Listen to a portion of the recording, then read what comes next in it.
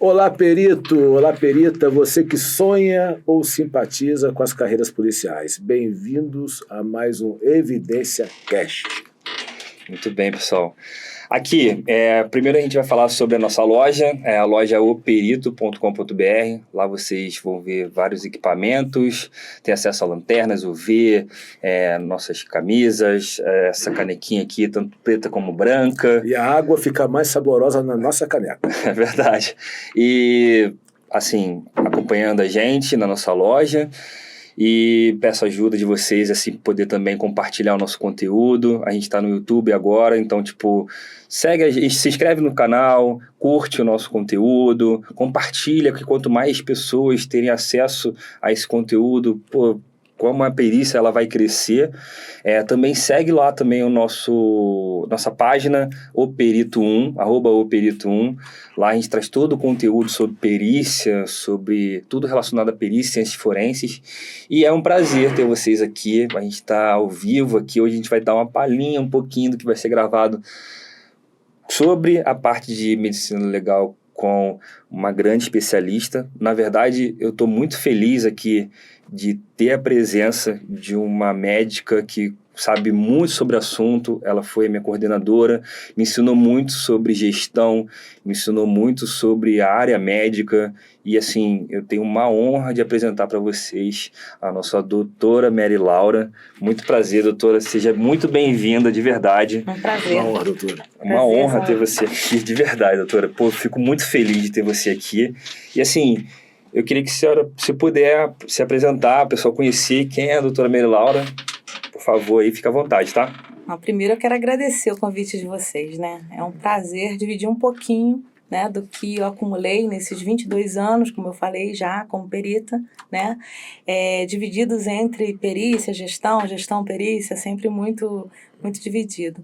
Então, meu nome é Mary Laura, eu sou médica, né? Sou formada pela Faculdade de Medicina de Valença e fiz minha residência médica em otorrinolaringologia, né? Então, terminei a minha residência em 1994. E logo em seguida já fui para o mestrado em otorrino mesmo, né? Quando em 1996, né, eu casei, meu marido já era perito, tinha acabado de entrar na perícia, médico legal, foi lotado em Petrópolis, e eu comecei a ver o que era medicina legal. Na faculdade, isso não tinha despertado para mim, a gente não tinha aquelas séries, né, que despertam CSI, na época, né? Adoro também, né, adoro CSI, adoro Bones, assisti tudo. Aqui é o da vida real, né? Aqui é a vida real. CSI da vida real. Bones da vida real. Tá. Mas a gente sonha com essas séries, né? Uhum. Eu não sei se vocês gostam, mas eu, assim, sou super fã. E é isso, aí eu comecei a tomar gosto pela medicina legal, abri um concurso em 2001, fiz o concurso, passei ainda com filha pequena e tal, foi bem difícil na época, mas assim, foi uma vitória ter entrado e assumi em 2002, né? Sempre em Petrópolis, né? Sou lotada em Petrópolis, hoje eu estou diretora da unidade, mas sou perita de lá esse tempo todo, né?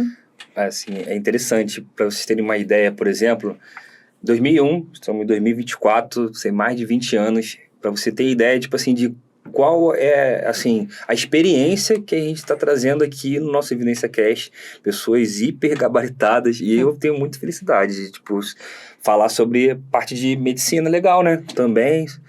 A senhora também dá aula nessa parte de medicina, sexologia? Então, hoje eu dou aula na Unifase, eu sou responsável pela disciplina de otorrinolaringologia da Unifase, né? E atualmente eu também estou dando aula na pós-graduação de Medicina Legal e Perícias Médicas da Unifase, em Medicina Legal. Legal. Então, me dá muita satisfação também dividir um pouquinho desse meu conhecimento, né? Isso é uma coisa que eu gosto muito, né? Dividir o conhecimento e estimular os jovens, né? Eu coordeno a liga também, a gente tem uma liga dentro da faculdade que não é só para medicina, é uma liga de ciências forenses. Então, a gente tem medicina, odontologia, a gente tem o pessoal da enfermagem e da psicologia, que tem acesso a essa liga. Então, hoje a gente tem já simpósios já feitos, eles fazem trabalhos também para publicar, né? Então, o aluno gosta muito disso. Como eu falei, essas séries trouxeram esse brilho nos olhos. Eu quero fazer isso, né? E hoje a gente tem uma liga que tem mais ou menos uns 14, 15 alunos, né? Interessados pela nossa área de ciências forenses. Legal. Isso nos enche de orgulho, né? A gente teve um simpósio no final do ano passado, lá na Unifase, e assim, salão lotado, cheio de alunos, querendo saber cada vez mais, né? E eu convido, né, os alunos que queiram participar, os jovens que sejam de todas essas áreas, né? A área hoje de biologia, bioquímica, odontologia, psicologia, infelizmente, a nossa CEPOL ainda não tem essa área de psicologia forense, mas eu acho que num futuro bem próximo, né? Depois a gente fala sobre violência, psicológica e tal, mas é uma área também que a gente vai precisar no futuro. E a área médica, né, que são os peritos legistas médicos, porque tem peritos legistas em todas essas outras áreas. Onde que eles entram? Eles entram nos laboratórios. A gente tem laboratório de toxicologia, laboratório de anatomia patológica, a gente tem laboratórios, né, da genética forense. Então, todos esses laboratórios contemplam esses peritos legistas, que também podem entrar como peritos criminais, não é isso? Que é a área, Sim, tua área, né? Minha área também, isso. Né? Os peritos criminais também com essa expertise, né? Nessa área. Mas legistas também, porque a gente tem laboratórios também nessa área. Sobre isso, né? Eu ia até perguntar, doutora, tipo assim, muita gente não sabe como é que é o trabalho do perito legista, assim. Se puder falar pra gente, por exemplo, como é que é um perito do interior, o que ele faz, por exemplo, o que um pessoal do DH de repente até faz, você fala, comentar também, e até o que o interno, né, que às vezes a pessoa não quer trabalhar na rua, né? Eu acho que é interessante também a gente falar sobre esse assunto, né?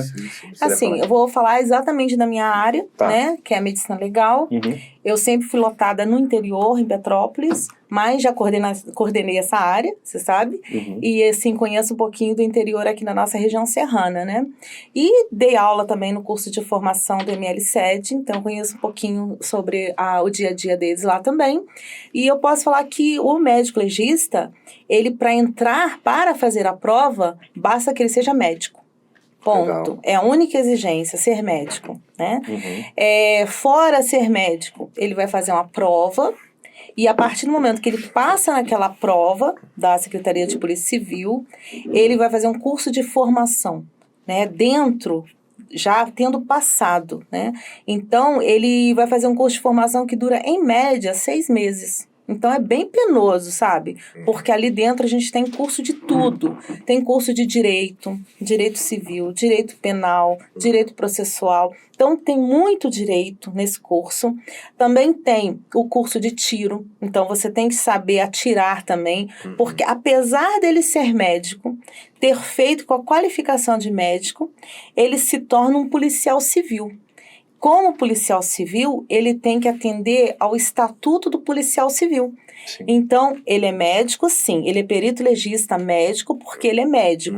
Mas ele se torna um policial civil. Então, ele tem direito à arma, ele tem direito a distintivo, né? Então, é importante deixar isso bem claro, que o médico perito legista, ele é policial civil também. Então, ele tem outros deveres, né? Outros deveres são um pouco diferentes do médico normal. Inclusive, responsabilidades muito grandes, né? O médico legista, o perito legista, ele tem um trabalho tanto com os vivos quanto com os mortos, né? Então, existe um trabalho de clínica, um trabalho com os vivos, que ocupa praticamente 70% do trabalho dele, né? Às vezes a gente pensa em medicina legal, a gente pensa só em morto, né? Sim, total. Na verdade, não, né? O trabalho com os mortos, ele é bem menor do que o trabalho com os vivos. A gente ocupa uns 30% só no trabalho com necrópsia, né? Numa cidade como a região serrana, por exemplo, quantas necrópsias em média eu tenho por mês numa cidade como Petrópolis, 300 mil habitantes, né? Eu tenho em média entre 15 a 20 necrópsias mês, de morte violenta ou suspeita. Que é muito bom que a gente fale também quais as mortes que vão para o ML. Fala, São mortes violentas e mortes suspeitas, né? Suspeitas de quê? De violência, certo? As mortes violentas que a gente conhece são o quê? Homicídios claros, tiro, facada, né, estrangulamento, mas também são mortes violentas, suicídios. Por exemplo, um enforcado, né, uma pessoa que tomou veneno, né, uma pessoa que se atirou, ela se auto-atingiu, mas é um suicídio, é uma morte violenta.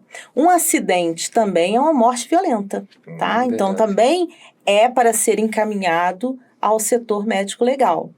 E uma morte suspeita de violência, também vai para o ML. Aí que é sempre uma incógnita, né? O que seria uma morte suspeita? É uma morte que acomete a pessoa sem muita explicação, não tem muita coisa em torno que justifique aquela morte, né? Ou seja, imagina só, uma pessoa jovem, hipotético, né? 20 anos, é encontrada no meio de uma plantação morta. Não é suspeito? É muito suspeito, né? Qualquer pessoa veria naquilo uma morte suspeita. A pessoa não tem um histórico de doença, a pessoa não tem nenhum tratamento em fase de realização, nada. É uma morte suspeita. Essa morte ela tem que ser encaminhada para o ML. Certo? Ali, o médico legista, ele vai chegar à conclusão se era uma morte por doença, se foi um aneurisma, por exemplo. A pessoa estava na plantação, teve uma dor de cabeça forte, aquela arterinha do cérebro estourou, foi aneurisma, né, hemorragia intracraniana, a pessoa foi a óbito, num lugar suspeito. Foi um azar. Tá? Mas muito bem encaminhado. É uma morte suspeita. E um médico comum, né? O médico que atende essa vítima do SAMU, o médico da urgência, ele não pode dar a declaração de óbito, né? Assim como em todos esses casos que eu coloquei. Agora, uma pessoa está com câncer avançado, né? Tem 70 anos, câncer avançado, morre na residência, tem toda a documentação bonitinha. Vai no pronto-socorro e é questionado, mas deu entrada morto. Não, deu entrada morto, mas tem todo o protocolozinho, todos os receituários, tem um médico assistente da oncologia que o atende, né? Essa pessoa tem que ir para o ML? Não. Se houvesse dúvida, o correto seria, por exemplo, eu quero saber de que morreu. Eu sou familiar, eu quero saber de que morreu, tá? Teria que ir para um serviço de verificação de óbito, que nós não temos. Isso normalmente é de prefeitura? De prefeitura, né? Exatamente. Nós não temos. Nem Petrópolis, nem Teresópolis, nem Três-Rios, nem Friburgo. Nós não temos, tá? Mas não esse corpo não vai para o ML. O ML não foi feito para esclarecer causa de morte natural. Só foi feito para morte violenta ou suspeita. Isso é até importante para vocês que estão assistindo, por exemplo, morreu um familiar de vocês em casa, e essa dica que a doutora Menelau está dando é muito importante, né? O que fazer? Eu mando pro ML, eu vou numa delegacia para poder registrar uma ocorrência, ou eu vou, por exemplo, no hospital, ou nesses cantos aí que a senhora falou, para poder conseguir fazer todos esses embaraços assim, com relação ao familiar, liberar isso tudo, né? Perdão, pode falar. Doutor, você falou de suicídio, né? Eu lembro que a época que eu trabalhei na homicídios, né, lá no Rio, nós fizemos um local de crime, no caso, morte violenta, mas não seria um crime, seria um suicídio. Né? Foi até passado como suicídio, mas a polícia tem que ir até o local. Nós fomos ao local, era um apartamento, um senhor de 70 e poucos anos, com quadro de depressão, né? Se trancou, aliás, nem se trancar, ele se fechou no banheiro, não trancou a porta e deu uma facada fatal. Seria um suicídio. Né? O local em si, a porta do lado de fora não tinha marca nenhuma. Né? Unhas, antebraços sem lesões, o que mostra que não houve luta. Né? Isso, análise visual, a pessoa já chega a essa conclusão, a experiência de investigação, o perito faz isso, né? De local. Né? E quando eu reparei, havia várias pigmentações, pequenas pigmentações na região inferior do abdômen, próximo ao umbigo. Né? Um corte horizontal, outro corte horizontal e um diagonal. Né? Aí o delegado, na época, que era até professor de medicina legal, entende muito, e sabendo que sou curioso, me perguntou aí, Samuel, suicídio ou homicídio? Aí eu comentei com ele essa parte, né? Não tem lesões de defesa. Tem as marcas de hesitação. Aí ele me explicou, que achei muito, eu fiquei apaixonado pela perícia, passei a admirar o trabalho dos peritos, aprendendo com ele, né? Ele disse, aquelas lesões, aquelas pigmentações, né? Pequenininhas aqui, circulares, ele estava criando coragem, né? Situação, tenta, doeu, parou, criando coragem. Deu uma, deu outra, e aqui é a fatal, considerando que ele é destro, seguiu a linha mecânica da coisa, né? Então, mecanicamente, visualmente, suicídio. E a família foi bem sábia, que preservou o local. Ninguém botou mão no corpo, nada. Chamaram os médicos e a polícia. Perfeito. Aí entra o trabalho do perito legista, o trabalho médico-científico, né? Até então é um suicídio, mas pode não ser. Aí que entra, né? Já pegou um caso semelhante? Tem algum comentário a fazer? Já peguei casos semelhantes, né? Esse tipo de suicídio ele é comum, mais comum, inclusive, no pescoço do que no abdômen, né? Isso me lembra muito aquela técnica japonesa de auto-infligir contra a vida, né? Então, assim, já peguei com o perito legista, nesse caso, ele conclui o quê? Ele estuda o evento morte, né? Ele vai confirmar que a morte foi provocada por aquele instrumento, né? Porque aquele instrumento já foi retirado, vai confirmar o quanto que aquele instrumento penetrou no corpo da pessoa, né? E qual o órgão vital que aquela faca tocou para causar a morte, né? E uma pergunta muito clássica, né, que a gente espera encontrar numa audiência ou até num tribunal de júri, se a lesão provocada foi suficiente para causar morte, né? Por exemplo, a pessoa pode ter sido sufocada. Aí a gente procura, né, as marcas de asfixia em outros lugares e a gente vai descartando no nosso laudo todas as lesões. Por isso, uma necrópsia, né, que é o estudo do corpo, né, a gente chama de necrópsia, né, ele é feito de forma extremamente completa. Então, a gente faz o estudo da cabeça, sempre abre a cabeça, tórax, abdômen, né? A gente só pula quando realmente a coisa está muito clara e não precisa abrir tudo, tá? Então, nesse caso, a gente exclui outras coisas, tá? Porque uma coisa pode ser forjada. Ele poderia ser sufocado. Ele pode ter sido sufocado, depois a pessoa perfurou, né, o abdômen dele e colocou a mãozinha dele aqui e pronto. Ele né? pode ter começado, se arrependido e sido morto, né? Eu vou contar um caso para vocês que é bem interessante, né? Um corpo deu entrada no ML com o estigma de que foi morte natural. Mas o médico do SAMU, no caso, foi no local, na casa da vítima, com a família, e ele não quis dar a declaração de óbito, porque ele achou muito suspeito que a vítima estava com um frasco de insulina na mão. Esse corpo entrou no ML como morte natural, verificação de óbito, o médico não quis a declaração de óbito, a pessoa tinha 67 anos, era alcoólatra, o histórico dele era esse, né? E a gente recebeu esse corpo todo arrumadinho, a blusa amarrada até aqui em cima, né? Foi suicídio, que ele tomou alguma coisa, não sei o que, aquele questionamento, né? Quando se abriu a blusa, a primeira coisa que a gente notou foi uma equimose muito grande aqui no pescoço, a pessoa era bem branca. Essa equimose, isso nos levou a já iniciar pelo pescoço. Abrimos o pescoço, Não, só para tirar uma dúvida. O pessoal às vezes não tem noção do que é equimose. Só pode explicar tá. mais ou menos o que é equimose? Muito bem. Boa. Só poder falar. Então, equimose é o que a gente chama de roxo, né? Quando você bate assim com qualquer coisa, não fica tudo roxinho? Então, isso é equimose, tá? Uma equimose inicial, ela fica vermelha, por exemplo. Você bateu agora, vai ficar vermelho, né? Amanhã já vai ficar violáceo. E assim vai o espectro de cores, eles vão modificando, tá? Essa pessoa que entrou, deu para entender, né? Não, deu. Obrigado. Tá. Até quanto tempo consegue identificar, né, essa lesão? A equimose, o espectro dela todo modificado. Quanto tempo para ela sumir? Chega hora que ela desaparece. Depende do local. Por exemplo, o normal é com 12 dias a 15 dias ela ter desaparecido. Só que se você for olhar na tua família, nas pessoas próximas, tem equimoses que ficam ali até 20 dias, 25 dias, porque depende da quantidade de gordura que você tem abaixo da pele. Entendeu? Por exemplo, uma equimose, né, um roxo no glúteo, né, vai demorar um tempão. Entendeu? Gente, eu não sabia Na disso. mama vai demorar um tempão. Então, cada região, ela demora mais ou menos.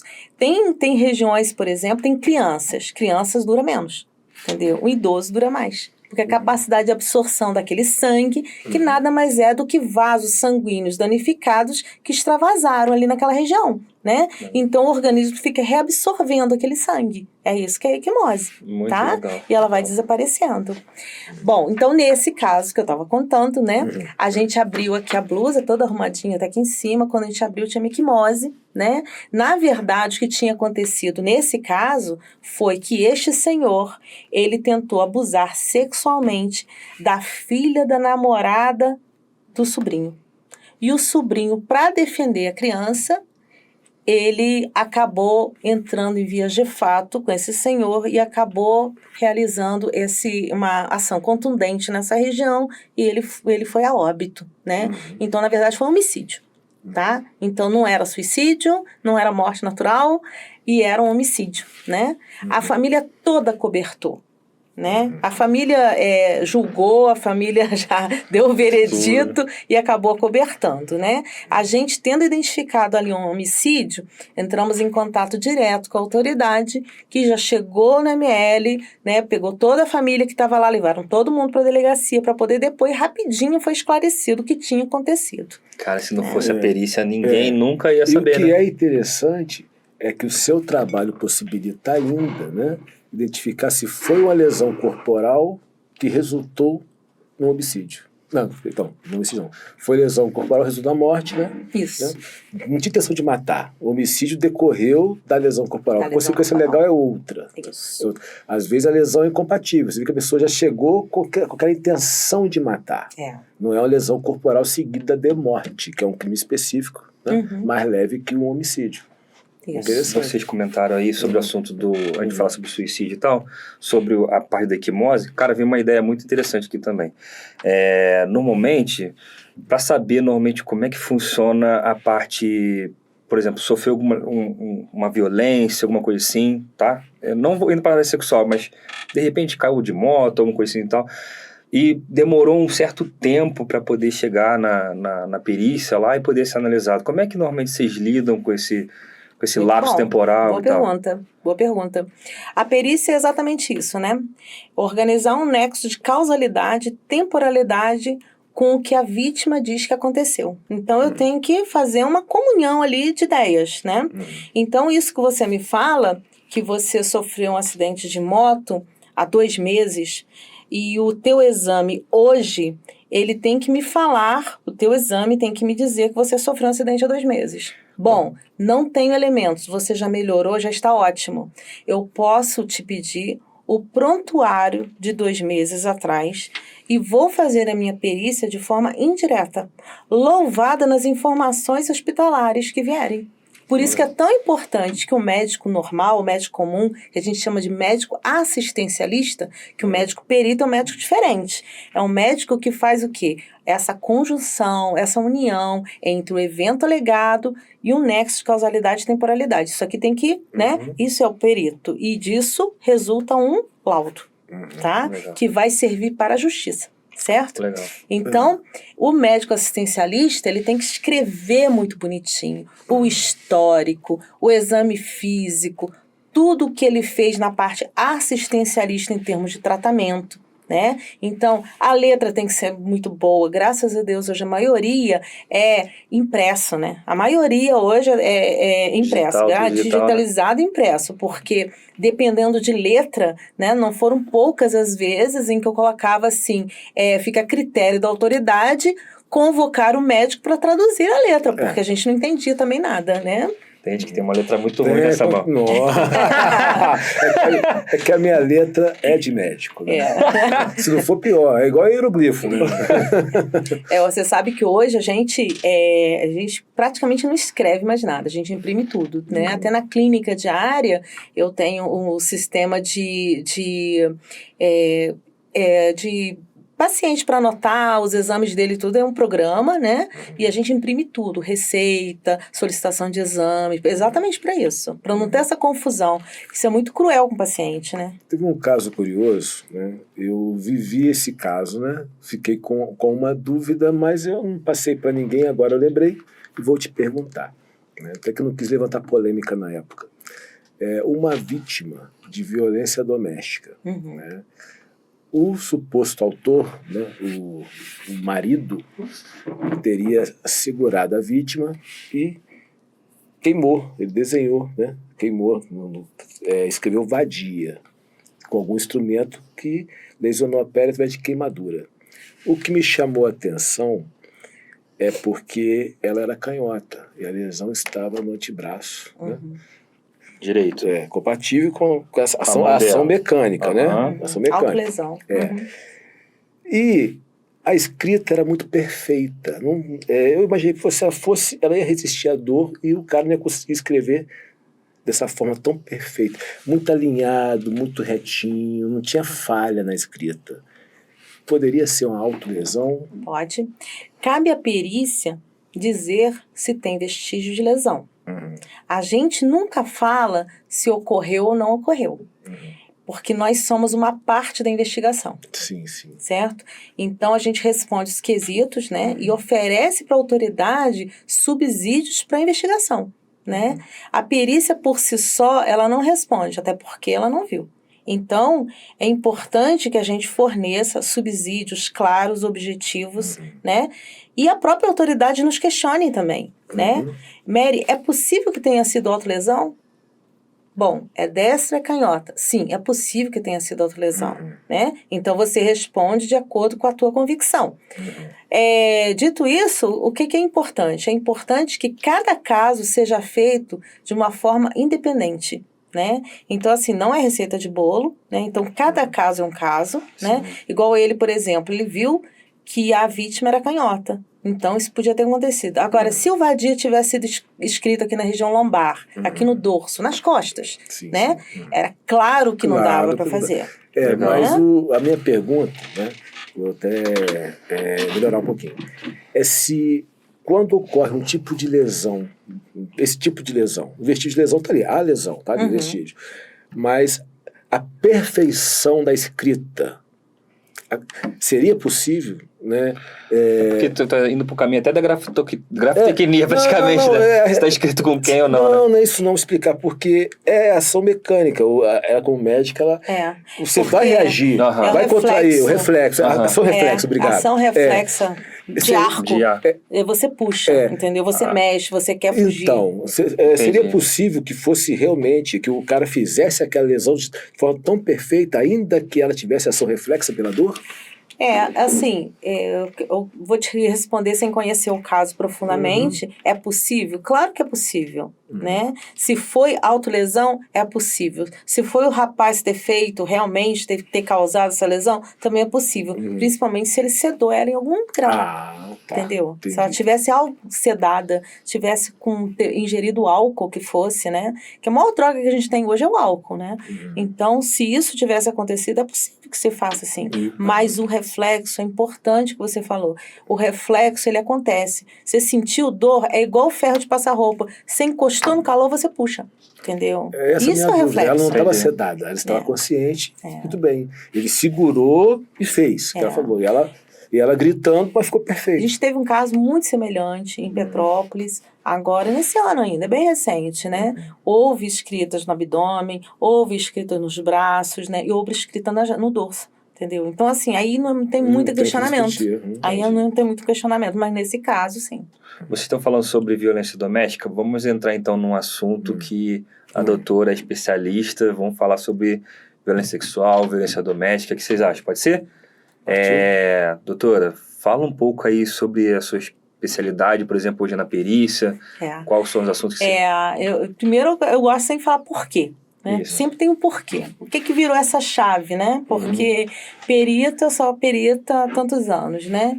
Em 2017, né? Eu atendi uma vítima de violência doméstica, como tantas que já atendi nessa vida, tá?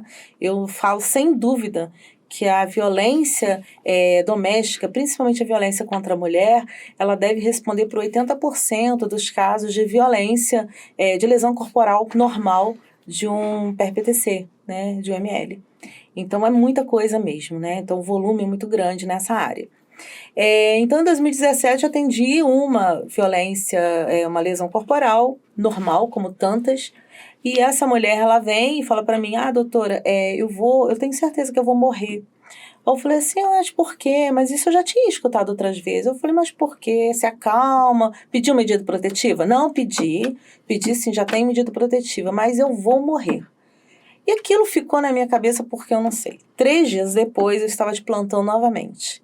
E dá entrada a ela, essa mulher e seus 4 filhos. Nossa. Mortos. Todos tiro, né? Ele trancou a casa toda, colocou fogo, ficou numa porta, ele abriu uma porta só. A pessoa ia saindo, ele ia matando. Um filho, outro filho, outro filho, outro filho. Né? Loucura, realmente foi um ato de loucura. Né? Mas aquilo ali me mostrou qual a nossa importância como peritos no atendimento à mulher vítima de violência normal. A gente sabe que hoje, antes do feminicídio, já ocorreram várias lesões corporais. A pessoa não chega e mata a pessoa sem ter agredido várias vezes antes. Isso é muito difícil, né? Então, cada exame de corpo de delito, de lesão corporal, hoje, ele tem que ser visto como potencial feminicídio. A verdade é essa, tá? Bateu uma vez, perdeu o respeito, acabou. Pois é. Acabou. E a gente tem hoje a Sala Lilás, né? A gente tem uma Sala Lilás em Petrópolis, em Teresópolis tem uma Sala Lilás muito bem formada também, que ela vem exatamente para isso, né? Porque quando a gente fala em acolhimento, parece receber a pessoa. Não. O que é o acolhimento de uma Sala Lilás? É organizar mentalmente aquela pessoa que foi vítima de violência porque ela perde o rumo. Ela não sabe para onde vai, ela não sabe a quem recorrer, ela não sabe se ela foi a culpada, ela não sabe nada, né? Se ela tem direito a ficar com o filho, ela saiu de casa desesperada, se ela tem direito a voltar para casa, ela não sabe nada. E se ela está ameaçada de morte, ela tem aonde se esconder? O governo tem alguma casa para ela se esconder? Tem a casa-abrigo. A gente tem a casa-abrigo. Então, assim, existe um grupo na Sala Lilás que é composta por enfermeiras, é composta por assistentes sociais, psicólogas, que fazem exatamente isso, apresentam essa vítima de violência toda uma rede para protegê-la. Oferecem à rede, olha, você tem advogado no CRAM, você tem a defensoria, você pode recorrer à unidade de saúde mental, a gente pode marcar uma consulta para te inserir num serviço, por exemplo, de DST, de doenças sexualmente transmissíveis, né? Ginecologia, a gente consegue inserir essa vítima em vários lugares. E por último, a gente tem a casa-abrigo. Quando a pessoa é vítima de violência, não pode voltar para casa, está ameaçada de morte, ela vai para casa-abrigo. Sim. A Lei Maria da Penha, né, ela veio socorrer a mulher, né, depois de muita luta da própria Maria da Penha. Porque o Brasil foi condenado, né, a nível internacional pela Corte de Direitos Humanos, porque ele não defendia, ele não protegia a mulher como vulnerável. Aí que se criou a Lei Maria da Penha. Né? Eu acho muito interessante, gente, porque tem alguns lugares que, por exemplo, não tem essa Sala Lilás. A importância, por exemplo, dessa Sala Lilás, porque a pessoa vai chegar, ela já está totalmente desorientada, ela está totalmente perdida, e o que faz? Por exemplo, num posto que não tem isso, como é que ela consegue ter esses conselhos, assim, como é que faz? Todo município, praticamente, hoje, tem alguma ação positiva em relação à mulher vítima de violência. Todo município tem, tá? O que a gente quer com a Sala Lilás, que foi uma iniciativa, inclusive, do TJ, né? Na verdade, a unidade é tripartite. É o TJ mais o Estado, mais os municípios se juntam para formar aquela Sala Lilás, para montar aquela Sala Lilás. É um tripartite. O que se quer é que aquela mulher que vai ser examinada no IML, não se perca aquela mulher. Aquela mulher, ela passe pela Sala Lilás, pelo acolhimento, pela orientação, para que ela saia desse círculo. O objetivo é que ela saia desse círculo de violência, né? Porque a gente sabe que isso aqui acaba em feminicídio. Sim. E outra coisa que é muito importante é que a Sala Lilás hoje, ela serve como uma unidade notificadora de saúde, né? Vocês sabem que tem várias doenças que são de notificação compulsória. A violência doméstica não é uma doença, mas é de notificação compulsória. Então, isso serve para quê? Políticas públicas. Sim. Eu pego um município como Petrópolis, eu faço uma avaliação hoje muito mais real do que antigamente, porque a Sala Lilás, ela faz a notificação, eu vejo qual bairro que tem mais violência, qual a faixa etária que sofre mais violência, né? Qual a faixa educacional que sofre mais violência. Tudo isso pode ser visto hoje de uma forma muito mais clara, coisa que quando a gente não tem a Sala Lilás, essa estatística ela se perde. Então a gente consegue criar políticas públicas nesses bairros, né? Unidade de saúde da família, conversas em igrejas, grupos, né? em templos, né? Então você consegue acessar de várias formas e tratar de várias formas essa violência. E aqui fica todo o meu respeito para essas mulheres que trabalham nas salas lilazes do nosso estado, que é um trabalho de devotamento, né? Ali a gente tem mulheres que se dedicam a essas mulheres vítimas de violência. Então, a gente tem hoje salas lilazes em Petrópolis, São Gonçalo, Niterói, Campo Grande, Rio de Janeiro e Petrópolis, né? E já falei, Teresópolis. Né? E agora a gente tem uma a ser inaugurada em Volta Redonda. Que bom. A lei prevê, né, esse ambiente especial e atendimento especial, no caso de violência doméstica contra a mulher. Né? E a Lei Maria da Penha, no artigo 14, ela concentrou no juízo criminal a competência para o divórcio, inclusive para tratar dos bens. Antes a mulher tinha que ir na vara de família, se divorciar, ela precisava trocar o cautelar para proteção dos bens, bloqueio, né? Agora não precisa. Tudo se resolve na vara criminal. Basta que ela vá à delegacia, confie no trabalho da polícia civil, da perícia, né? E peça, eu quero me divorciar. O que acontecia muito é a mulher chegar lá na delegacia e amanhã se arrepender por qualquer causa, mas aí leva ao feminicídio. Agrediu uma vez, vai agredir sempre, e a tendência é só piorar. Acontece muito ainda, né? Principalmente quando a mulher ela não é orientada, quando a mulher depende muito financeiramente desse agressor, acontece. Pode pedir pensão alimentícia. Né? Tem isso. E tem um monte de projetos hoje, né, que levam, inclusive, cursos para essas mulheres vítimas de violência, né? Tem muitos projetos hoje que a protegem.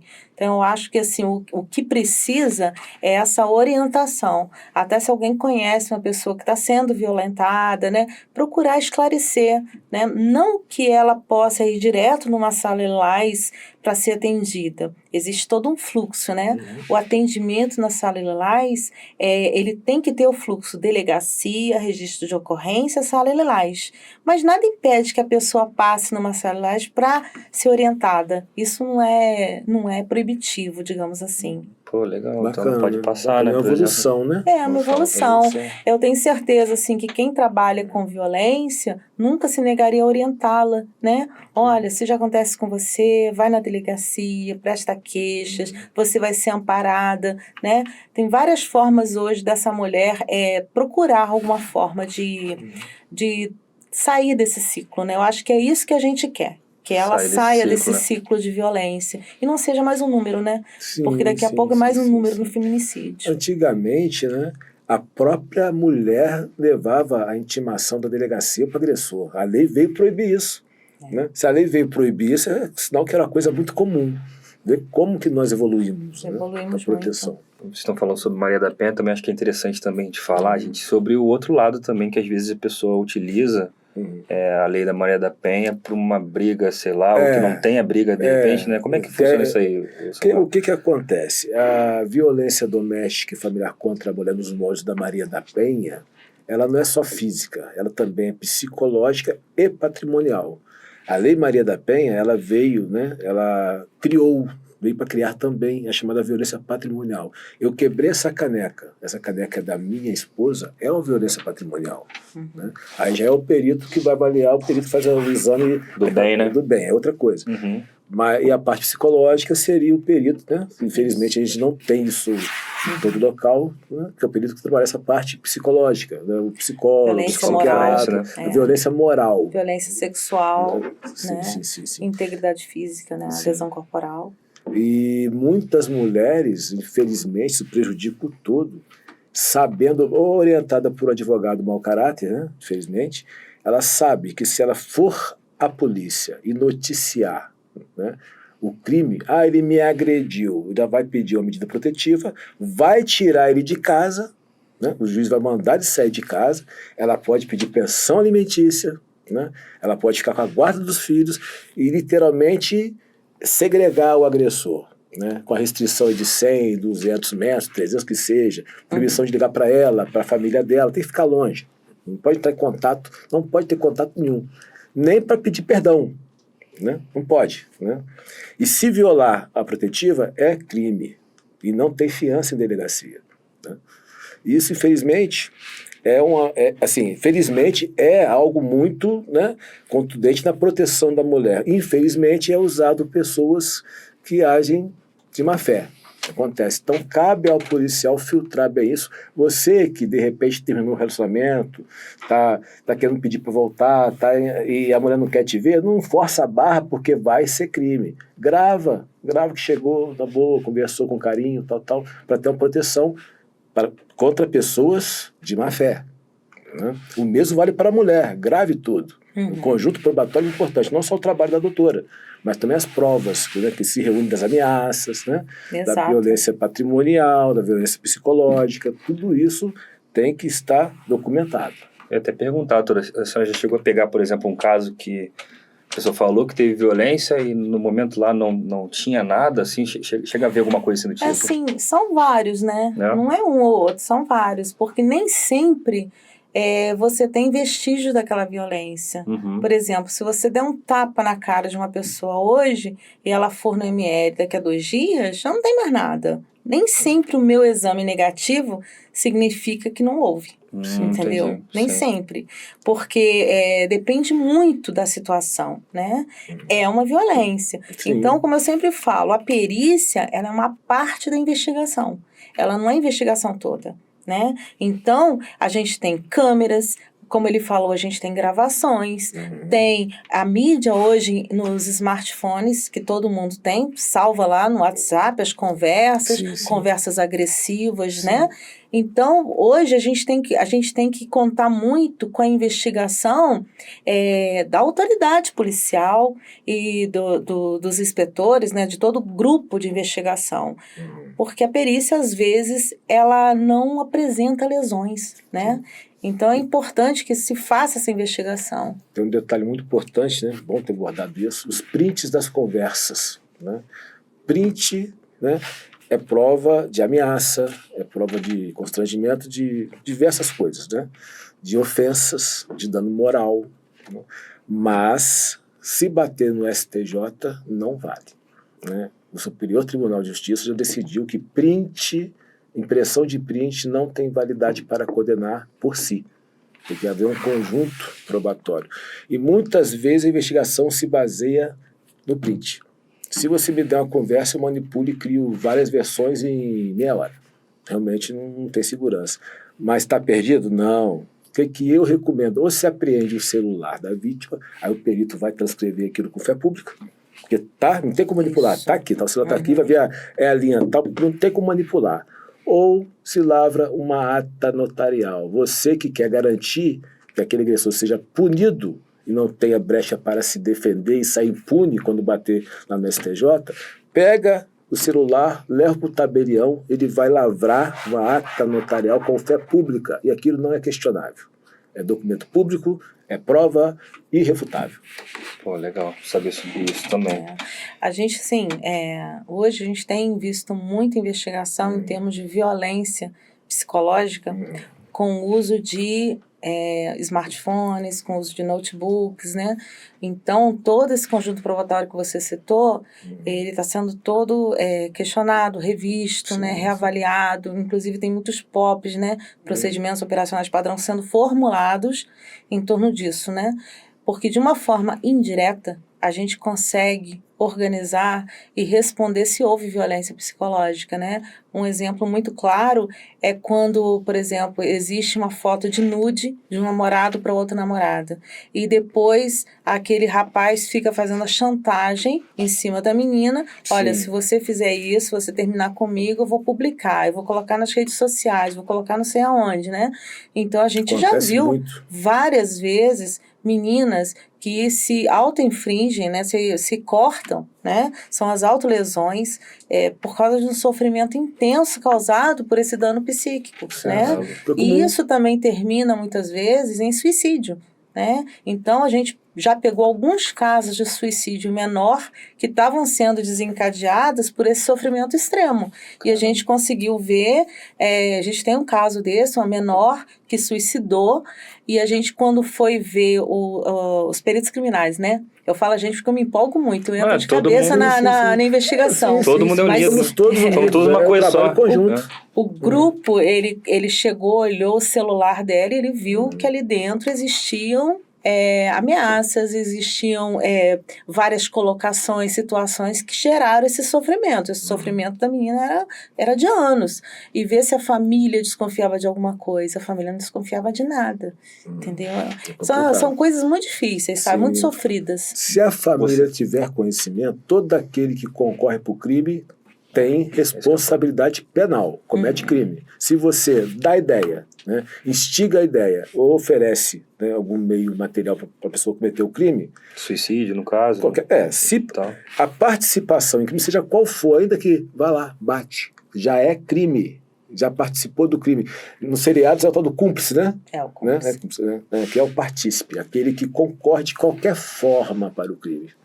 Até para o suicídio, e no caso, que às vezes as pessoas induzem e tal, né? Se você chegar para uma pessoa, para a mulher, até o marido pode fazer isso, né? Chegar para a mulher, né? Se mata, você não serve para nada. Às vezes isso é muito mais nocivo que um soco, né? Você trabalha a psique da pessoa, ela pode vir a se matar. Né? Aí a participação em suicídio, que a gente fala do crime, né? Pode vir a se matar, no caso. E eu aproveito, assim, que a gente está sendo assistido por muitas pessoas, que é uma grande orientação que a gente sempre dá, né, em palestras, a gente fala muito em escolas, né, por causa do projeto Minha Aurora, que a gente já vai falar em seguida. A gente sempre dá a orientação que os pais olhem os celulares das crianças, porque hoje em dia tem grupos de incitação ao suicídio. Que loucura, por incrível, né? que pareça, a gente chegou nesse ponto da humanidade em que tem grupos, pessoas que não fazem outra coisa senão incentivar. E a gente lembra muito lembra daqueles desafios da baleia azul? Né? Sim, Isso em 2017, 2018 foi um desespero para os pais, né? Porque a gente via crianças muito bem criadas, muito bem organizadas, que aceitavam os desafios até chegar ao suicídio. O suicídio era o último. Mas né? aí nem a participação em suicídio. Se for menor de 14 anos, da mesma forma que se presume o estupro, se presume o homicídio. Se você falar com um menor de 14 anos, ele se matar, você falar, eu estou depressivo, a vida está ruim, quero me matar. Isso, vai, se mata. O cederma do crime não é participação em suicídio. Seria se ele fosse maior. Se é menor de 14, é homicídio. É homicídio. Né? E vocês estão falando aí do menor e tal, cara, quantas pessoas aí também, saindo um pouco do suicídio, voltando para a parte da medicina lá e tal, do legal e tal, quantas crianças são estupradas e tal, e como é importante, por exemplo, esse trabalho que vocês fazem, porque imagina, né, se não tem uma sala Lilás, que tem, por exemplo, a médica mulher lá para poder cuidar e tal, a criança ou a mulher, ela sofre 2 vezes, né, ou às vezes 3, às vezes 4, que ela vai para a delegacia, ela já tem que contar a história de novo, aí vai para o médico legista, conta a história de novo, e assim, eu até queria que a senhora pudesse falar assim, sobre esse trabalho, assim, porque é muito importante, né, o trabalho de vocês. Assim, esclarecer um pouquinho, né? A gente chama isso de revitimização, violência institucional, né? Tudo caminha nessa mesma vertente, né? O médico legista, ele precisa de dados para o seu exame. Então, a gente chama de anamnese, né? Então, o médico, ele vai escrever no histórico dele, que é a anamnese, tudo que ele coletar ali. Então, o que a gente pede sempre é que o legista tenha bastante sensibilidade, por exemplo, quando é um menor, né, que converse antes com os pais e não fique explorando aquela história na frente da criança e tal. Isso aí já está bem batido, já eu acho que dentro da medicina legal está bem compreendido, né? Evitar que aquela criança fique recordando aquilo novamente, batendo aquilo novamente. E eu não falo só criança, adolescente, né? Eu acho que um adulto consegue suportar um pouco mais, mas para um adulto já é sofrido, né? Para uma criança ficar recordando aquilo novamente. E quando todo mundo está falando sobre um assunto, é uma coisa que me dá medo. Então deve ser uma coisa muito grave, né? Porque todo mundo fala sobre o assunto, eu imagino que a criança deve pensar assim. Então é importante que o médico, ele se baseie na a sua história, ele baseie a sua história no suficiente para fazer o seu exame, entendeu? E quanto mais a gente for ler o registro de ocorrência, que é uma coisa que as autoridades, os inspetores colocam assim bem direitinho para a gente consegue acessar aquilo através do sistema da Secretaria de Polícia, que é a Intrapol, né? A gente acessar aquela história é muito melhor, porque nos dá embasamento para fazer aquele exame com o menor número de questionamentos, mas o médico tem que questionar, não tem como fazer um exame sem questionar. Então, a gente pede que se evite revitimização da vítima em outros setores, né? Mas o médico, para fazer esse exame, por exemplo, como é que eu vou saber se eu vou ter que coletar material da região do abdômen, das costas, né? A gente faz um exame hoje, que é um exame bem abrangente de violência sexual, né? A gente sabe que hoje estupro, ele abrange não só a conjunção carnal, né? Mas ele abrange também o ato libidinoso. Sim. Então, o ato libidinoso é tudo, né? Vou falar da única forma que existe para se falar nisso, né? Sim, claro. Não tem outra forma, claro. né? Então, o ato libidinoso, ele não é só a introdução do pênis no ânus. Ele também é lambida, mordedura, né? Então, tudo que você pensa em termos de manipulação do corpo da outra pessoa sem consentimento é denominado de ato libidinoso. Inclusive, a gente chama da conjunção carnal de um tipo de ato libidinoso, só que ele tem um nome especial de conjunção carnal. Sim. Conjunção carnal é unicamente pênis-vagina, tá? Então, conjunção carnal é só para mulher. E ato libidinoso serve para homem e para mulher, certo? Então, quando o legista vai fazer esse exame, ele depende de uma anamnese bem feita, ele vai examinar a criança, o adolescente, o homem, a mulher adulto como um todo, tá? E daí ele vai passar para a segunda fase, que é a fase do exame físico. No exame físico, né, o que a gente faz? Quando essa vítima ela foi agredida com conjunção carnal ato libidinoso menos 72 horas, sempre a gente colhe material. Então, quando é da região vaginal, a gente colhe o material da região vaginal, a gente chama de SUAB, né? É a coleta mesmo, como se fosse um cotonete comprido, a gente colhe aquele material e a gente faz várias pesquisas.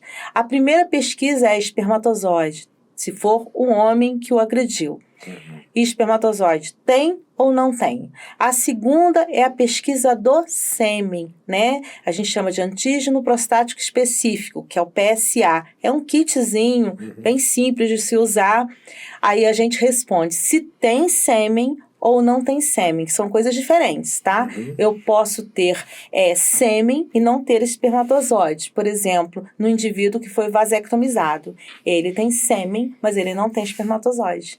Tá? O indivíduo azospermático, que é um indivíduo que não tem espermatozoides porque ele não tem, simplesmente tem um defeito, ele não tem, tá? Defeito entre aspas, né, gente? Deu para entender. Sim. E, por último, a gente faz o quê? A gente colhe material e acautela, o que é isso? Guarda, né, material para um confronto genético futuro. Fica guardado. Hoje em dia, a gente tem um banco de material genético de vítimas de estupro. Tá? Isso no Brasil inteiro, tá? Então é um banco fantástico que guarda aqueles materiais genéticos. todo material genético, ele é submetido a um confronto. Para a gente achar o agressor, tem que ter um confronto. Então, tem que ter um suspeito para eu confrontar com esse material genético para dizer, olha, foi a pessoa, né? A gente tem um caso mais ou menos recente, 2021, que se fez um confronto, um match, porque quem faz esse confronto é o próprio computador, viu? Então, se esse material do agressor está no computador e eu tenho material genético daquele estupro, constantemente o computador fica procurando até surgir um match. Em 2021, nós tivemos um evento em São Paulo, né, que houve um match no computador de um caso de extrema visibilidade lá em 2015, 2016, tá? Uma criança, ela foi encontrada esquartejada dentro de uma mala e vítima de violência sexual também. Então, foi homicídio e violência sexual, tá? Foi colhido esse material está guardado neste computador, material perfil genético no caso, né? Fica lá no computador e ele constantemente é sujeito a um cruzamento. Quem é obrigado a colher material genético? São aquelas pessoas que cometeram crimes hediondos já julgados. Então, são os homicidas, são os estupradores, né? E algum outro que eu possa ter deixado escapar, que aí o colega advogado aqui vai esclarecer. O professor vai ajudar. Então, essas pessoas são obrigadas a fornecer seu material genético. Né? Porque a você, por exemplo, eu tenho que te perguntar, você concorda em colher seu material genético? Você fala que sim ou que não, tá? Mas essas pessoas são obrigadas. Isso é questionado, tem um monte de gente que pensa isso, pensa aquilo, mas sem questionamentos, né? É isso que é feito, tá? Então, esse material genético foi colocado no computador e, de repente, deu um match, né? Ou seja, o estuprador, né? E o homicida dessa criança já estava no sistema prisional. Que doideira. Só para não deixar passar, porque eu fiquei isso na minha cabeça. A doutora Menelau falou uma coisa muito interessante. A coleta desses exames e tal é feita em 72 horas, não é isso, doutora? Em média. O legista, né? Ele tem uma livre avaliação. Se ele acha que ali pode ter material entre 72 horas e 96 horas, ele pode colher. A gente sempre estabelece o mínimo. Até esse momento, tem que colher. Entendi. Tá? Porque minha dúvida é assim, que tem certas pessoas que acabam sofrendo esse tipo de violência, alguma coisa do tipo, e deixa passar um longo prazo com relação a isso. E assim, se a senhora puder aconselhar para o pessoal, né? Nos protocolos, mais de 10 dias é inviável. Ainda mais na região anal, né? Uma área de muito trânsito, 72 horas, assim, esticado. Normalmente, 48 horas a gente nem encontra mais nada, tá? Falando sobre lei, sobre direito, né? A idade sexual para o direito penal começa aos 14 anos. O maior de 14, ele pode fazer sexo o que ele bem entender. Né? O menor de 14, ainda que ele queira muito, que insista, se você transar com alguém menor de 14, vai cometer estupro de vulnerável. Não tem desculpa, não tem escapatória. É crime, né? A lei presume a violência, digamos assim. Antigamente, né, a lei dividia o ato libidinoso, né, da conjunção carnal, né? Isso. O sexo anal seria o ato libidinoso. Conjunção carnal só introdução, pênis, vagina. Isso. Agora, tudo foi unido no único artigo, né? E ato libidinoso é qualquer coisa, incluindo, né, a própria conjunção carnal. O beijo lascivo do carnaval forçado é ato libidinoso. Isso. É estupro. Cuidado com o carnaval. Né? Fica a dica para todo mundo. Exato. É um dos detalhes, né? Você chegar e passar a mão na bunda da menina no carnaval também é estupro. Você chamar ela de gostosa é importunação sexual, é outro crime. Menos grave, mas também é crime. Né? E embora você possa praticar sexo com menor de 4, com maior de 14, se você levar ele para um motel com outras pessoas, o ECA, o Estatuto da Criança e Adolescente, proíbe que ele veja atos libidinosos. Se disposto, é crime. Tem que ir sozinho. Detalhe. Muita dica maneira, né, pessoal? Vocês estão tendo várias dicas maneiras aí. Ou seja, carnaval, para você não ter aborrecimento, verifique. É maior de 14? Beleza. E só vocês dois. Se fizer um trisal, já é crime pelo ECA. E não é não, né? Sim, e não é sim, não, né? Não é não. Antigamente não, sim, hoje em dia, né? A gente tem que respeitar, né? E eu sempre falo para gravar. Não grava porque também é crime. Não pode gravar. E se divulgar é outro crime. É verdade. Sim. É muita dica interessante. Assim, aproveito para você já, assim, quem estiver acompanhando, segue a gente. Assim, aqui a gente sempre traz alguma coisa voltada para o seu dia a dia, né? E essas dicas que tanto o professor Samuel e a doutora Mary Laura estão passando aqui, acho que é hiper relevante, assim, né? Muito bom mesmo, assim, tal.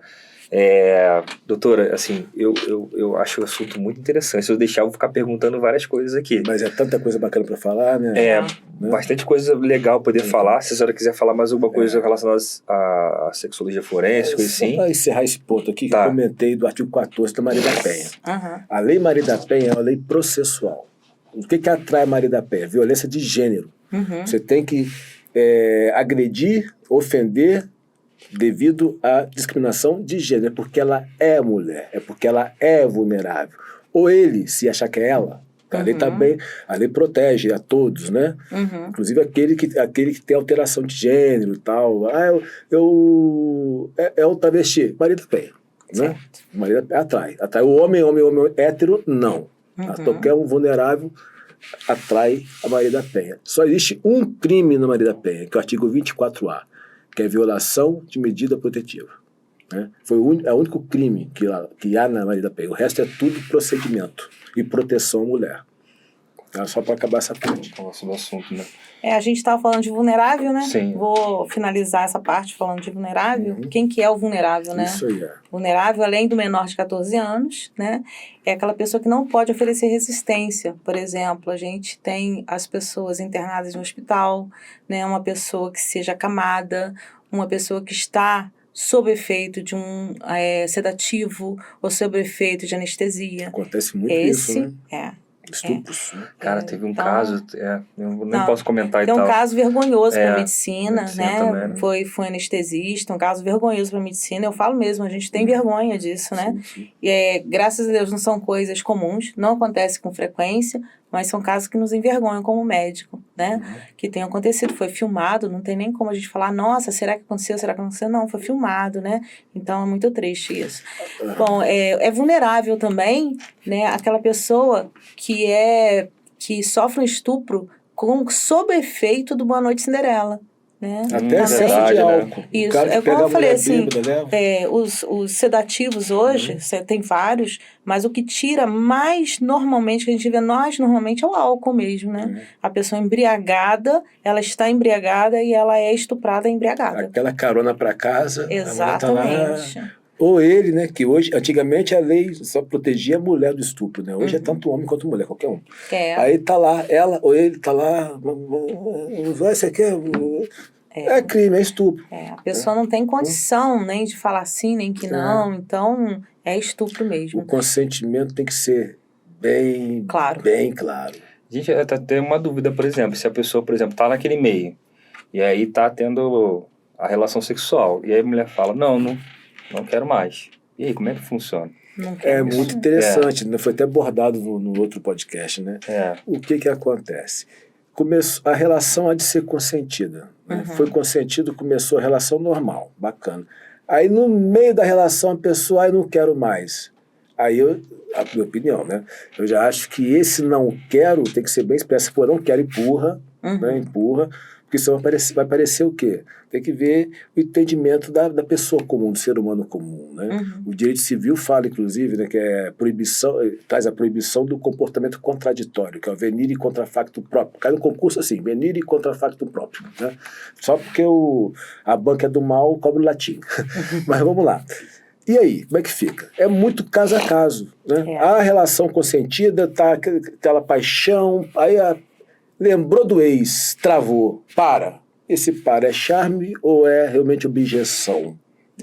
É complicado, é caso a caso. Fica difícil para o perito e para a gente também. Eu acho que até é difícil para a autoridade fazer esses questionamentos, né? E outra coisa também, quando isso vai para a delegacia, né? É uma situação extrema. Até porque... Quando isso chega... né, numa delegacia. Você imagina Sim, expor toda a tua sexualidade complicado, mal numa entendido às delegacia. vezes. Então, assim, isso tudo tem que ser pensado, né? Uhum. Por que essa pessoa levou isso para a delegacia? Será que realmente foi um acaso? Será que é realmente um charme? Porque passar pela delegacia, a gente que já tem alguma experiência de estrada, a gente sabe que não é fácil. Entendeu? Ser inquirida sobre a sua sexualidade, ser inquirida sim. sobre o que aconteceu, não é fácil. Não, eu não duvido que a mulher tenha sido estuprada, não duvido. Ainda que tenha consentido, não duvido. O que eu estou questionando é aquela questão, o estupro é o tal do crime doloso. O que é isso? Intencional, não tem a forma culposa. Quando existe a forma culposa, a falta de observância do dever de cuidado, a lei prevê. Caso o crime seja culposo, pena tal, a pena bem mais branda. A complexidade aí, qual que é? Houve o crime, houve constrangimento? Houve. Mas é um constrangimento criminoso ou não? É complicado demais. Tem que estar na cabeça dos dois. É uma avaliação, inclusive, psíquica, né? Exatamente. Ver o que aconteceu. Dele e dela. Dele e dela, dos dois. Complicado. Exato. Eu vou deixar a doutora falar com relação ao negócio também, que desculpa a doutora ter cortado aí. Pode falar sobre o negócio. Então, a gente falou do vulnerável, né? Quem é vulnerável, então eu acho que é isso, menor de 14 anos. É vulnerável também quem não pode reagir, que está sob efeito de alguma medicação, né? E também aquele acamado, né? Que não pode reagir por causa de situações de saúde. Né? São as pessoas vulneráveis. A gente vê muito estupro de pessoas hospitalizadas, de pessoas que estão vários dias em CTI, né? A gente tem casos inclusive, de pessoas que engravidam. Estavam lá em coma no CTI, loucura, não sei né? quanto tempo, de repente parecem grávidas. Entendeu? Loucura.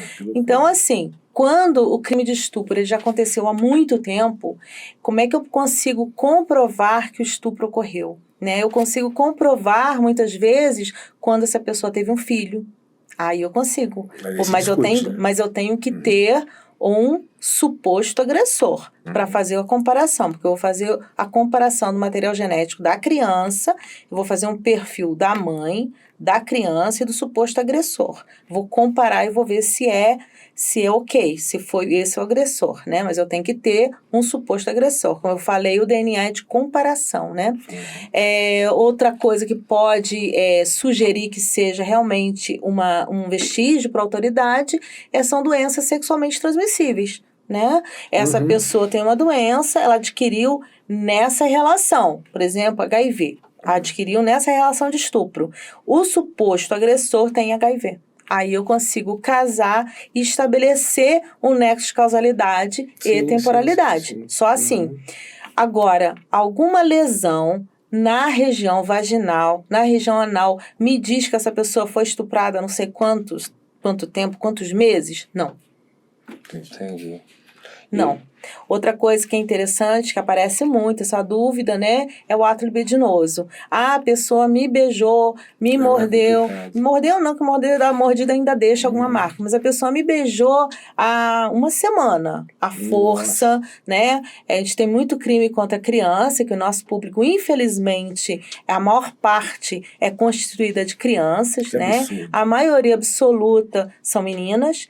E a maioria está numa faixa etária entre 13 e 17 anos, né? Para mim, crianças. Então, a gente tem aquela criança que foi submetida a beijos, lambeduras, né? E normalmente são pessoas de casa. 70%, 80% são de casa. São conhecidos, são pessoas da família. Então, é o padrasto, é o tio, é o primo, é o vizinho, né? Foi submetida a determinado constrangimento, mas já tem o quê? Tem 3 semanas. O que eu consigo verificar ali? Nada.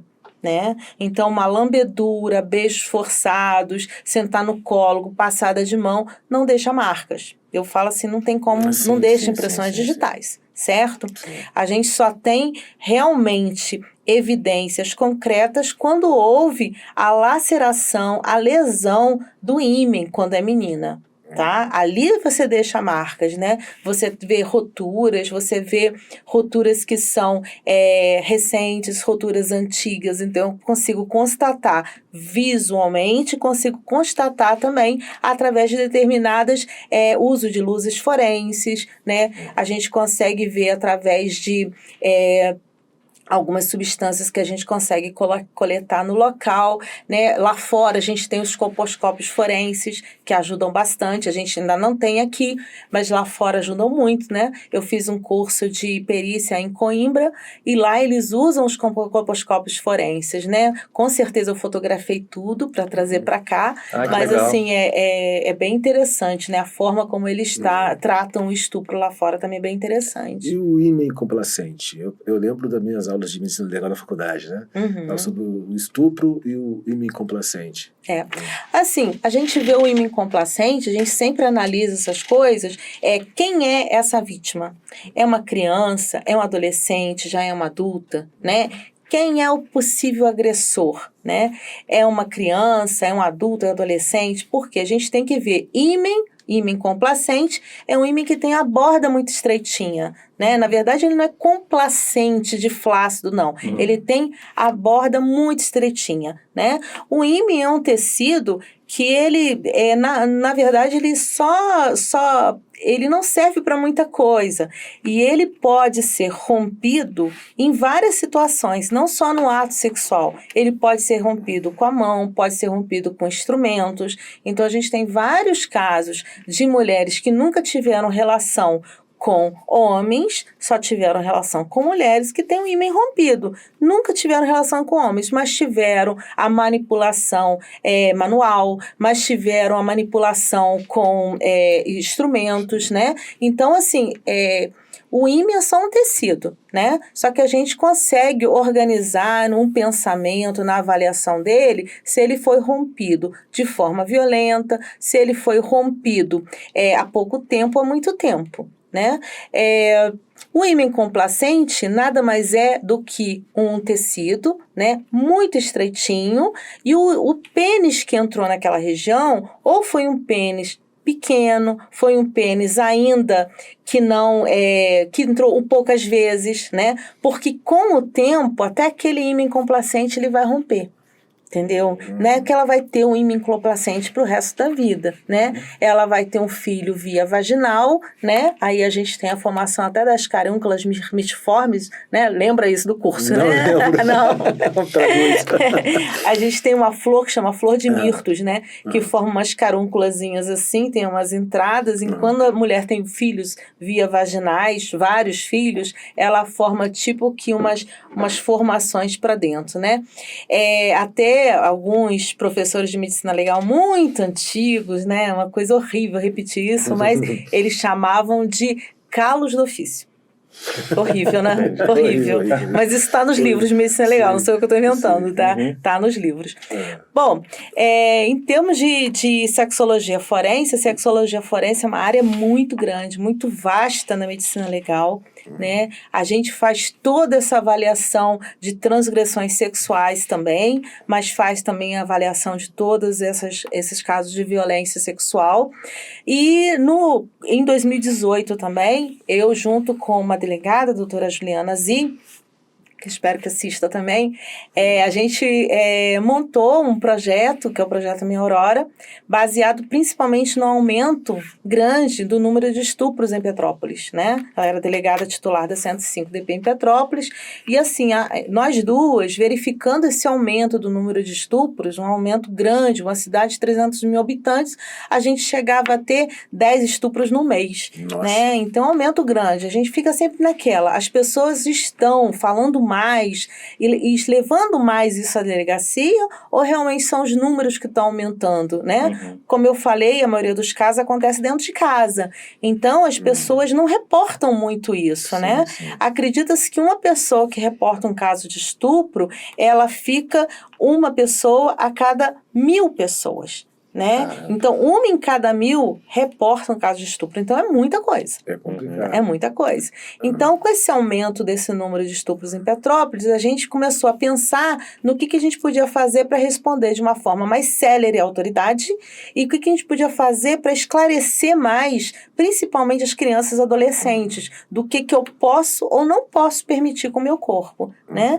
E isso levou ao projeto Minha Aurora, que foi um projeto premiado pela Polícia Civil, né, menos boas práticas, né? Que legal. E esse projeto ele tem duas vertentes. Uma vertente de esclarecimento, falando nas escolas do que é estupro, do que você pode permitir ou não com o teu corpo, quando você tem que chegar para um professor e falar o que aconteceu, orientador educacional. Por isso que a gente acha a figura do professor de escola tão importante, né? Porque ele acaba recebendo essa gama de informações, né? A gente teve um prejuízo muito grande na pandemia dessas queixas, a quantidade de estupros caiu assustadoramente porque as crianças não tinham para onde falar, né?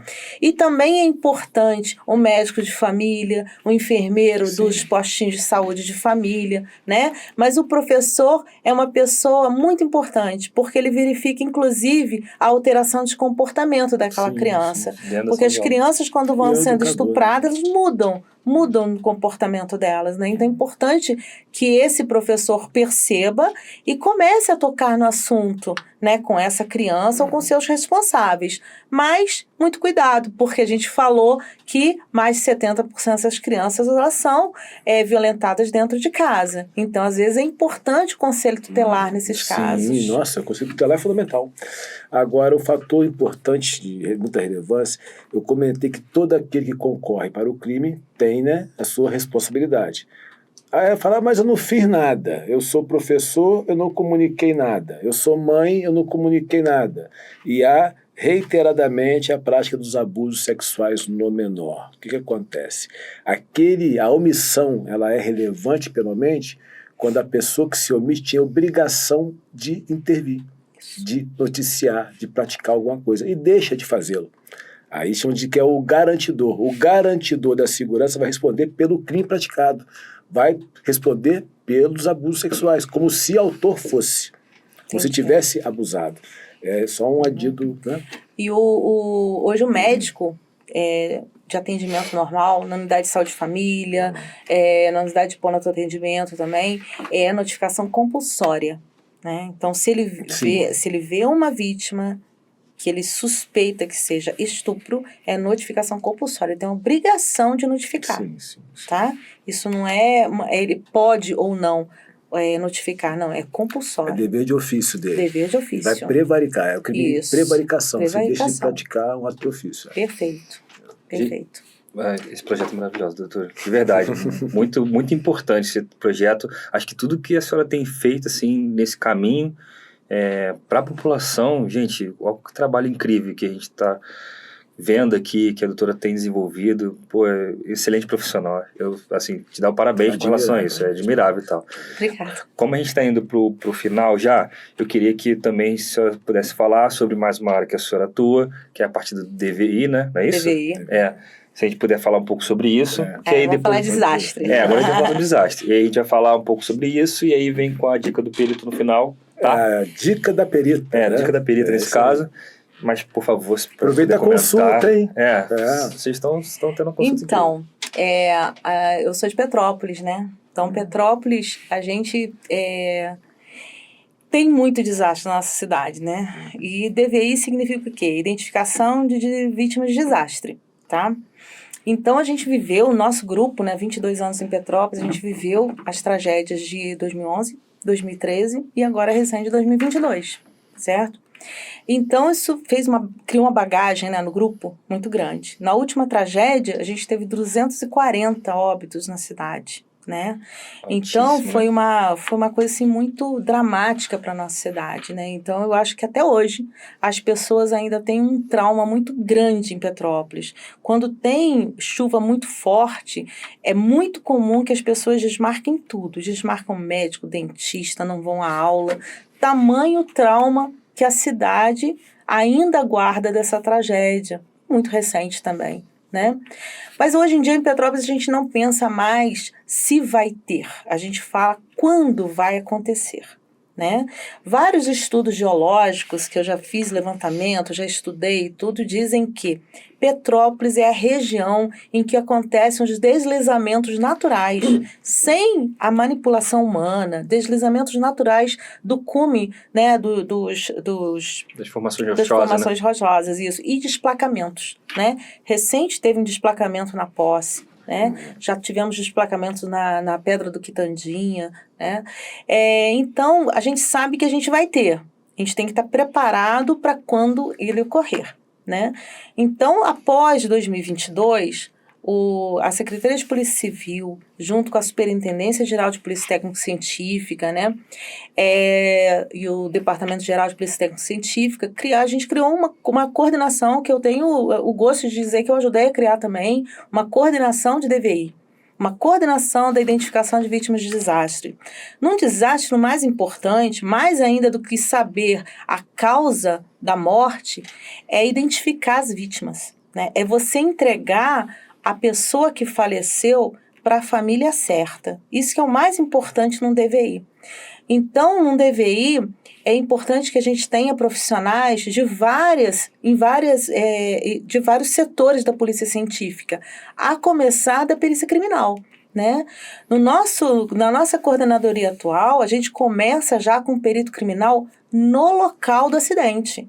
É ele que vai startar todo o setor. Então, o perito criminal, ele vai fazer, o Satiro, um grande representante do DVI na perícia criminal, ele é o coordenador da área, a gente chama de fase 1, né? Então, o perito criminal está lá no local e ele vai começar a rotular um corpo, rotular um celular, rotular aquilo que a gente acha, fotografar, né? Aquilo que a gente acha que pertence àquele corpo, mas nunca juntar tudo, colocar num balaio só. Fotografar do jeito que estava, né? Porque aquele corpo, quando ele vai para o IML, ele já vai todo mexido, ele já vai... esse celular, a pessoa acha que é dele, joga ali dentro, já leva junto... E não é assim, né? A gente sabe que esse celular ele pode ter vindo de outro local, aquele brinco pode ter vindo de outro corpo, sim, né? Então, hoje, a coordenação de DVI, que é coordenada pelo meu amigo Alfredo Maio, a gente já estabeleceu todas as fases. Então, uma dessas fases é a fase da perícia criminal, fase 1. Outra fase é a fase do setor médico-legal, é quando o corpo chega no ML, identificá-lo com uma pulseirinha que tem um QR Code. O corpo número 1 está chegando. Esse corpo número 1 vai ser fotografado com roupa, mesmo sujinho de lama, ou o que quer que seja, vai ser fotografado daquele jeito. Depois vai ser fotografado cada elemento que possa identificá-lo. Por exemplo, uma tatuagem. Eu estou vendo que você tem uma tatuagem aí no antebraço. Sim. Né? A gente fotografa cada tatuagem, às vezes algum defeito físico, o corpo todo daquela pessoa é fotografado. Aí a gente monta uma pastinha daquele corpo. O dentista da odontologia legal, ele vai fazer uma avaliação da arcada dentária, né? Então, o perito legista, ele vai fazer toda a ectoscopia, vai fazer toda a avaliação da causa de morte, mas vai fotografar cada elemento que ajude. Vai medir o corpo, né? Pesar o corpo, vai fotografá-lo, como eu falei, e vai preencher cada etapa, vai preencher numa pastinha, né? Numa pastinha vai preencher a cor do cabelo, a cor dos olhos. Então, em outro setor, as famílias vão estar falando para a nossa perícia quem é a pessoa que eles estão procurando. Eu procuro uma pessoa de 1,70 m, com uma tatuagem nas costas, disso, daquilo, estava com relógio, estava com aliança, tanto de altura. Última foto, é essa foto. Então, se faz o quê? A gente casa, a gente faz um match daquela pessoa com aquela pessoa que passou pelo setor médico-legal em todas as fases. Uma fase muito importante no DVI é a necropapiloscopia, tá? Então, é a necropapiloscopia que faz a identificação mais rápida das nossas vítimas. Então, em Petrópolis, por exemplo, 98% das nossas vítimas foram identificadas pela necropapiloscopia. É digital, né? Porque digital o nosso grupo, ele faz toda essa avaliação muito bem feita e a gente tem um grupo que normalmente é liderado pela odontologia legal. Na nossa tragédia foi a doutora Luciana, uma grande amiga. Ela pega todos esses elementos, pega essas pastinhas que as famílias falam, junta isso tudo, reduz isso para 5. Eu estou procurando de 1,60 m. Não, meu familiar tem 1,70 m. O outro está procurando de 1,80 m. Então eu retiro esse. Tem que 5 de 1,70 m. Ah, o meu familiar tinha uma tatuagem no pescoço. Esse tem. A tatuagem de quê? Eu tenho uma foto recente, então eu juntei 3 aqui. Aí a necropapiloscopia vai lá e identifica, pega esses 3 e compara com as impressões digitais que hoje a gente tem dentro do sistema Detran, todas as impressões digitais, entendeu? Então a gente faz assim a nossa identificação. Hoje em dia só se admite identificação técnica. Não se admite mais aquela identificação. Ó, olhei, vi, tenho certeza que é o fulano. Não dá. Em DVI isso é impossível, né? No auge das emoções, você identifica qualquer pessoa. Porque o que você quer é que aquele sofrimento teu acabe, né? O Dr. Tracy falou exatamente sobre esse assunto, né? Que ele falou, cara, teve numa tragédia dessa, uma pessoa identificou a filha acho que umas 4, 5 vezes, né? Em corpos diferentes. Acho que isso é importante, a técnica. A gente trabalhar com uma perícia forte, assim, né? Consegue ver cada detalhe. É tudo, né? A ciência é fantástica. E outra área muito importante num DVI é o acolhimento das famílias, né? As famílias, elas chegam dilaceradas. O nosso trabalho técnico, ele não pode entrar em contato com as famílias, porque senão eles sofrem e a gente acaba sofrendo junto. Porque eu sou mãe, você é pai, né? Então, a gente vê aquele sofrimento que atrapalha o trabalho nosso. Então, na nossa tragédia em Petrópolis, a gente teve a assertividade, né? Isso que eu acho que vem lá de cima, né? De, graças a Deus, ter colocado a nossa sala Lilás, né? Liderado por uma grande amiga também, inspetora Ana Pina, né? Que liderou esse grupo de acolhimento. Então, acolher significa o quê? Significa trazê-la, a família, sentá-los, dar um copo d'água, né? Pessoas ali desmaiavam, tinham que ir para o hospital. Então, imagina só uma coisa assim, porque às vezes você não tinha nem teu familiar não tinha nem ido a óbito, mas você não estava achando a pessoa, né? A pessoa estava num hospital, imagina uma tragédia na cidade inteira, né? Mas você queria ir lá, você queria falar com alguém, olha, eu perdi fulano está desaparecido, tô aqui com a foto, eu quero que você fique com a foto. Então você tem que acolher aquela pessoa, você tem que ouvir a pessoa, né? Isso era muito importante, foi muito bem feito, né? A tragédia foi muito grande, a coordenação foi muito complexa e essa minha amiga Ana Pina, que é psicóloga de formação, acolheu muito bem e orientou muito bem o grupo todo da Sala Lilás, que não tinha essa prerrogativa, essa obrigação, mas as meninas fizeram um trabalho fantástico ali também, né? Então, assim, eu acho que um DVI, para ele dar certo, ele depende de todo mundo, tá? Vai desde o pessoal que recebe, os técnicos auxiliares de necrópsia, que fizeram um trabalho fantástico também, os peritos legistas que vieram do estado inteiro, tá? Técnicos também auxiliares, todo mundo veio do estado inteiro, né? Os papiloscopistas, tanto os necropapiloscopistas quanto os papiloscopistas que faziam match com, né, o site do Detran e o SAID, os dentistas forenses também, os inspetores, os delegados, todos que trabalharam foram essenciais nessa qualidade que a gente apresentou e nessa resposta tão alta de identificações, né? Eu acho que todo mundo foi fundamental. E outra coisa fundamental, nós não aceitamos voluntários, né? Ali dentro só tinham técnicos da Polícia Civil. Isso é muito importante, sabe? Porque às vezes você fala assim, poxa, mas não podia voluntário, eu só queria ajudar. Mas esse no querer ajudar gera uma confusão tão grande, porque ali a gente que é policial, a gente sabe, né? A gente tem nome e matrícula, né? Sim. Então a gente tem uma responsabilidade tão grande, a gente sabe que fotos não podem vazar na mídia. Não vazaram fotos na mídia. Isso é uma coisa, um motivo de muito orgulho, né?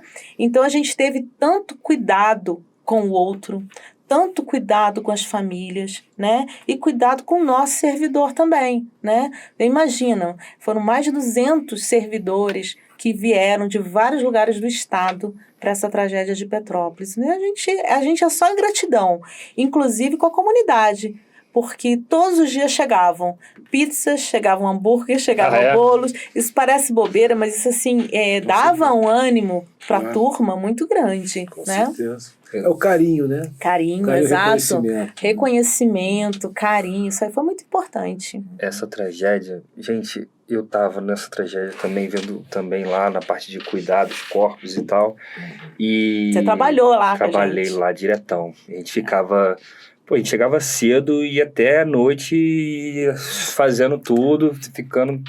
Assim, chegava corpo, a gente tá falando de corpo, poder identificar, mas chegava um dedo, chegava um pé, às vezes, assim, algumas coisas assim. A gente falava, cara, de quem é esse pé? De que... E assim, as famílias totalmente... destruídas, pessoas perderam um filho, perdeu o pai, a mãe, o irmão, o outro filho... E é muito difícil, assim, a gente olhava aquilo e falou, cara, a gente precisa realmente dar uma resposta, um pronto atendimento, porque eu fico imaginando muito assim, se eu estivesse naquele lugar ali, tipo assim, o meu familiar também estivesse naquele lugar, eu preciso atender bem, eu preciso, tipo, cuidar daquela pessoa, e às vezes as pessoas não entendiam, às vezes chegavam hiper estressadas com tudo aquilo que estava acontecendo, porque também precisa de uma organização, né?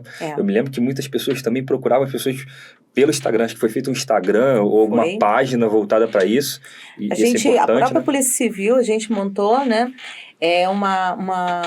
Um WhatsApp, né? A gente deu uma linha de WhatsApp para que as pessoas colocassem a foto do seu familiar desaparecido sem filtros de Instagram, porque isso é importante, porque hoje todo mundo coloca filtro, né? Ninguém mais tem ruga no Instagram, é todo mundo lindo. Então a gente precisava desses dados reais da pessoa, né?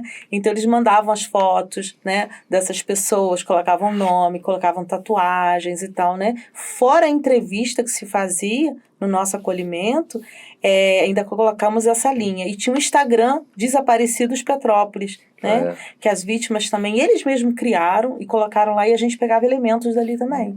Eu até fico pensando, se a senhora puder falar também, assim, espero que isso nunca mais aconteça, mas assim, se acontecer, como é que um cidadão de bem, como é que a população, por exemplo, ela consegue ter acesso, ou liga para quem, aconteceu isso, o que eu faço? Tem alguma coisa que dá para ser feita? A Polícia Civil, né, a CEPOL, ela tem a Delegacia de Descoberta de Paradeiros, né, que também trabalhou muito na tragédia de Petrópolis, porque ela ficou juntando todas as evidências, todas as queixas, né, porque nada mais é do que um desaparecido para a família, né, e como eu falei, alguns desaparecidos começaram a aparecer, estavam nos abrigos, estavam nos hospitais, né, graças a Deus.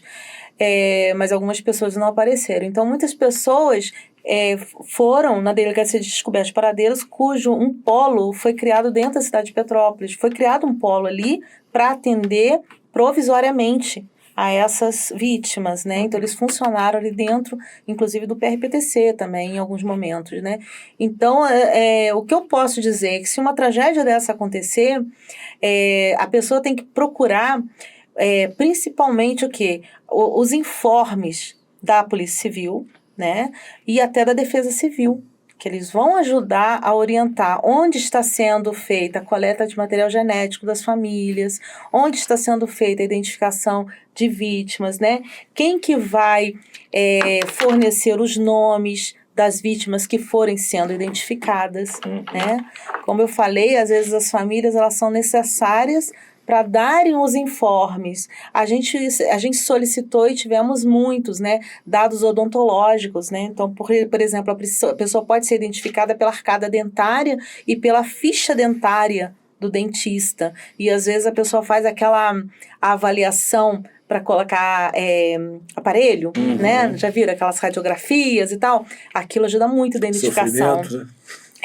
Aquela identificação por essa avaliação dentária pode ser feita e pelos seios paranasais também, né? Então, tomografias de face foram encaminhadas, que a gente tem lá em Petrópolis, a gente tem como se fosse um radioscópio, um raio-x, né? A gente consegue fazer imagem do face, corpo, né? da face, do corpo e tal. Então, é possível a gente fazer a identificação pelos seios paranasais. São únicos em cada pessoa também, tá? Que maneiro. Então, O reconhecimento facial usa isso aqui, né? É isso aqui. Essa parte superior, tá falando? Até você identificar visualmente, né? É esse dado aqui, ó. Isso aqui. Entendi. É. E, doutor, assim, eu acho que eu vou até me caminhar assim para o final. Primeiro eu ia pedir se a senhora puder falar um pouco, dar uma dica para quem está assistindo a gente. Eu acho que é hiper importante tudo que você falou aqui. Pô, o pessoal aprendeu muito nessa aula aqui. Na verdade, foi um bate-papo que virou praticamente uma aula, né? A gente aprendeu muito sobre isso. Se a senhora puder dar uma dica para a população que assiste a gente sobre essa área, né? Sobre a área de medicina, né? Sim, claro. Prático, a pessoa usar no dia a dia, né? Essa é a dica da assim, perita. de uma forma geral, Isso. né? Geral, E que eu falo muito, viu, Lai? Não, Tem até que me parar, porque eu falo muito. Professora fala. Eu falo muito, assim.